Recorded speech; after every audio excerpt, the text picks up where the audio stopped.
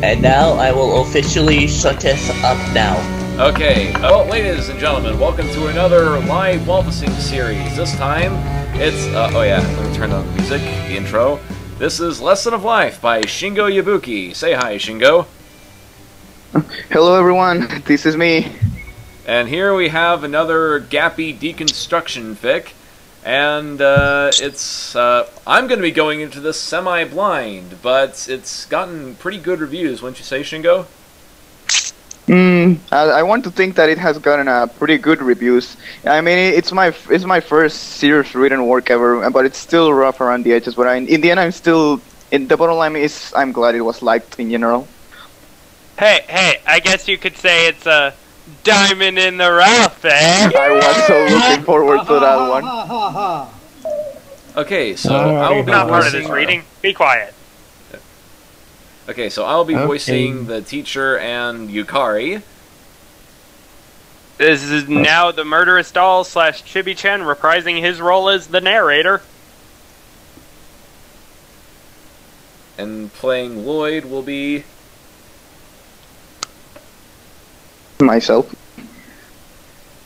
Alrighty, here we go. Alright, hold on, I gotta get back to the... God damn it, I lost it. Alright, One momento. Have you got the link? Yeah, I just have to the right page. Okay. Don't you mean Uno Memento? Alright, we're broadcasting this You know live what? on Raid Shut Call up. this time, which is semi-public, especially our Masterpiece Theater group. Oh, we have like about 20 people listening in on this. 15. Oh, But 15, who's okay. counting? There was 20 people earlier, I could have sworn that. But anyway. Alright. Lesson of Life. Chapter 1. The usual drill. It was a cloudy, windy day on the afternoon. Nothing unusual.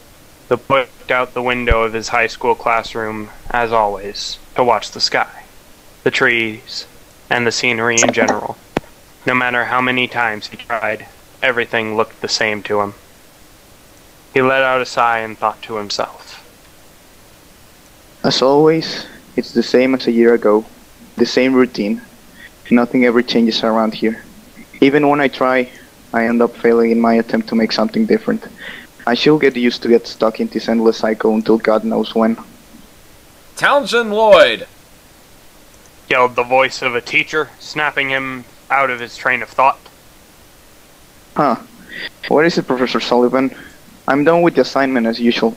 Feel free to check it if you want. Got no reason to lie. Said the boy as he turned his vision out the window again. The teacher let out a sigh and scratched the back of his head, then said, You're not a bad student. Your attitude could be better, and if it did, I could assure you... And if it did, I assure you, you could be someone in this school. The boy showed his expression of reject, turning around to face his teacher and proceed to say, I couldn't care less sometimes, Professor. I'm just what I am, and I've told everyone who has been curious about me. I couldn't care less. After 2 years of high school and trying to change my view in life, I'd rather wait for it to come to me now. I'm tired of looking for it. He ended these last lines in a cold, blunt, serious tone. Keep it up like that, and when the chance for something that is life-changing, whether it's good or bad, shows up, you won't believe how it could go wrong, and...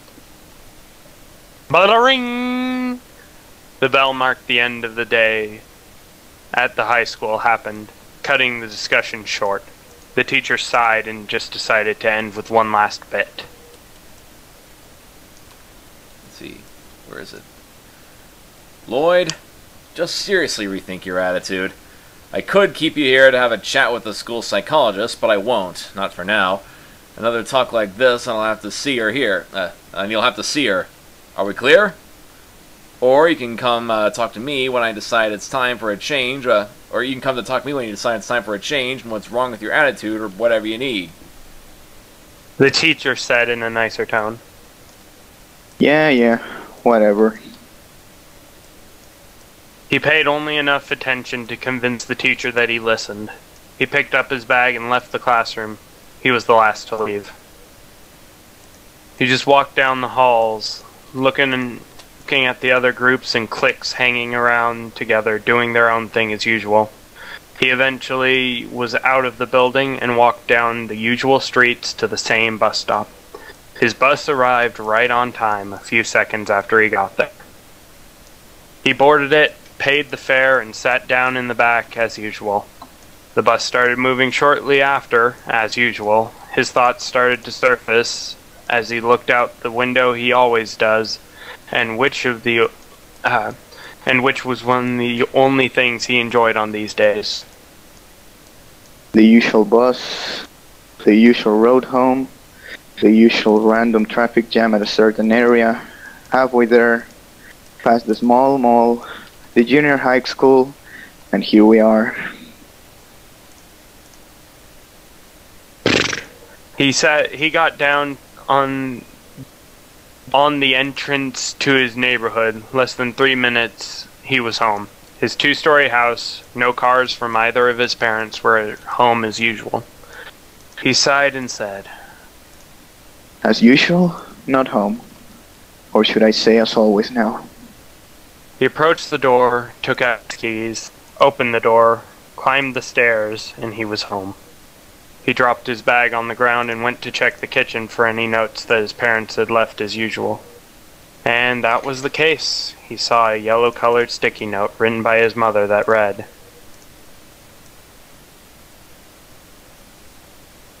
You guys want me to read this part too? Or May I? If you want. sure, why not? Lloyd, we left you some money in the usual place in the room if you get hungry, so you could go buy something to cook or some instantaneous food or whatever you please. We'll try to make it home late tonight. Love you, Mom. He could only say, The usual. He grabbed the sticky note and threw it in the nearby trash can in the kitchen. He just walked to his room, threw himself on the bed, and brought his hands to his face and said, Will I be able to even stand this until something changes? Let's see. You wish for a change of scenery. A mysterious voice from one side of the room suddenly said. He jumped and looked there to see a woman with long blonde hair in a weird outfit. He just felt weirded out completely. Turned around and said, Okay, I'm definitely going nuts here. Time to go to bed for a while. Whoa! He took a step back as the woman was suddenly in front of his face.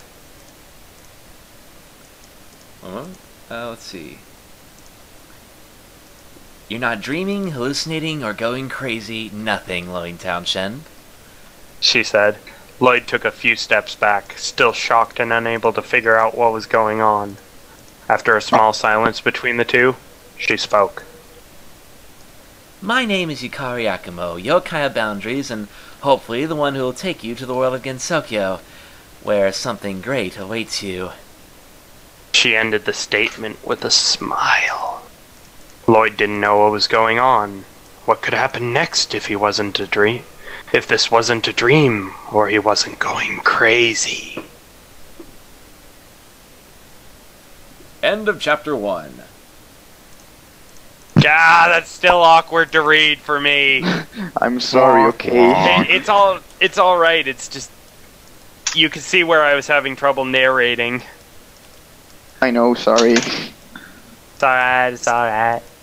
This kid seems to have serious depression or something. He seems bummed out over nothing. Angst. It sounds like general malaise, which makes him a prime... Actually, go on, Shingo? Well, I didn't say anything. Okay. here's something. Angst. Maybe he's a bit of the extrovert's lifestyle. Yeah, hear me out. A lot of people, when they're teenagers, that's when they usually have their depressive state. Yes. Yep. Same here. Oh, it actually fits the character right now.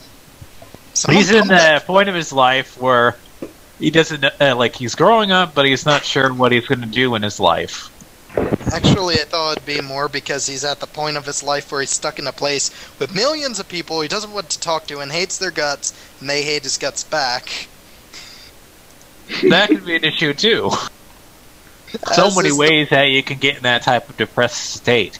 being As- criticized a crap load, like I did when I was a kid. Or just hate being in the company of everyone because they don't see this, because you don't see eye to eye with them. That too. It sounds more like Go he on, just Ricky. like has such a repetitive, boring life where like it's the subject to the Nine Inch Nails song "Every Day is exactly the same." Yep. I'd suggest Hey. giving this kid an antidepressant, but considering most of those end up causing people to have horrible side effects like explosive thoughts. explosive brain matter and suicidal thoughts. No, I've actually seen not painkillers, antidepressants, where the first symptom was depression. Yeah. They just sell Damn it. these things without testing them. They're just trying Well- to make a quick buck. Yeah, If you let me know- hear me out. I used to take that stuff, and yeah, most of them don't work. I Believe it took or not, the ones that did work are the ones that help you sleep better. I took something that was supposed to keep my emotions somewhat controlled. Instead, it made me super aggressive. The word- ones, the Maybe thing it was that works. testosterone. Right, but Shingo, what would you say is probably the closest description of Lloyd's situation? It's pretty easy actually. He's just got depressed that he literally couldn't do nothing, as he legitimately tried before to get out of the loop, but he just failed over and over because he never really learned to socialize properly, because his parents were never home with him. Alrighty. So anyways, That's a good one. Sexual disorder? I think that about wraps it up for Lesson of Life Chapter 1. This has been Spastic with Shingo and Chibi Chen. And join us next time when Hi. stuff happens. Yes. See you folks later. Murder.